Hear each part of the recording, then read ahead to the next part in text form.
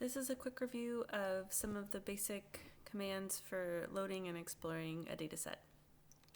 For this example, I am not going to upload a file, but I'm just going to load data from sklearn. So in order to do that, I'm going to create a new data frame, and I'm going to load in this publicly available data, and then I'm going to, and this happens to be exercise data, and then when I pull in this data, I do need to assign it its column names. So this is kind of the standard protocol for loading this publicly available data. For your assignment, you'll be loading a CSV file, which you will have practiced already in your homework. Okay, so I've loaded the data, and then I'm going to go ahead and start looking at my data set. So it's always helpful to see what we're working with. So I'm going to go ahead and view the first 4 rows. If I do nothing, if I specify nothing in here, I get the first 5 rows. So that's kind of the default. So if you want something else, you need to specify. So now see, I just have 4. I could do 10 if I want. See? And then tail works the same way. So if we do nothing, we'll get the last 5. But I could also get the last 10. Okay, so we can see that this is exercise data. It's got 3 features: chins, sit-ups, and jumps. And we don't know much else about the file. So if we get the shape of the file, we can see that there's 20 rows and 3 columns. From there, we could get the column types. So the chin, sit-ups, and jumps are all float. Then there's another thing we can do, which is count the columns. So if we did that, we could also see that there's 20 items for all 3 of our variables.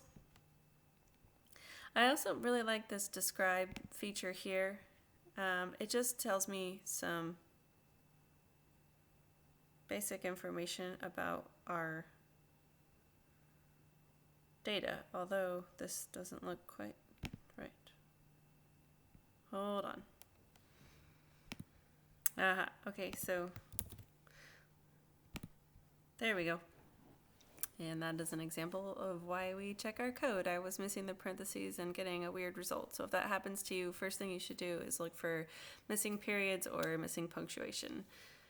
Okay, so I used describe for the data frame to see what the mean, the min, the max, my quartiles, my standard deviation, and then the count.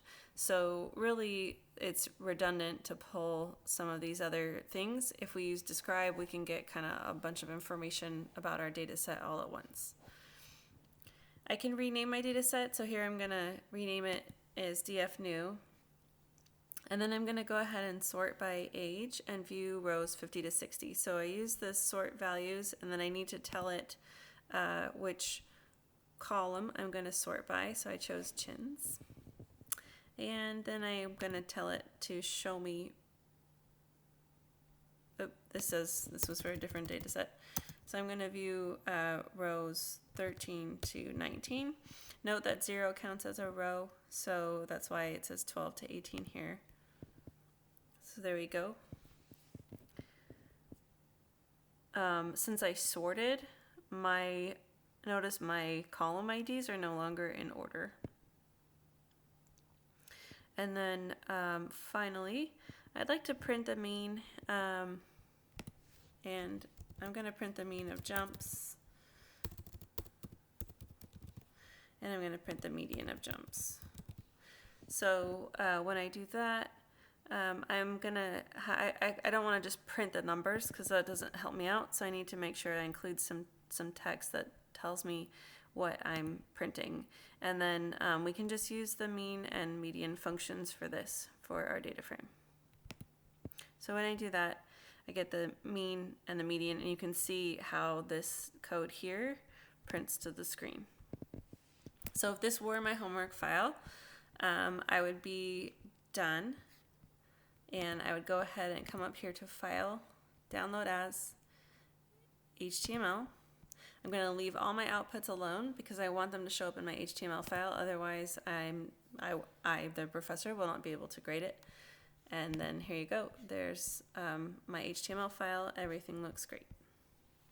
For you, make sure that you rename your file with your last name attached to it so that I know that it's your work. And to do that, all you need to do is come up here, rename your file like that. Do that before you save it to HTML, otherwise it's not going to download the renamed file.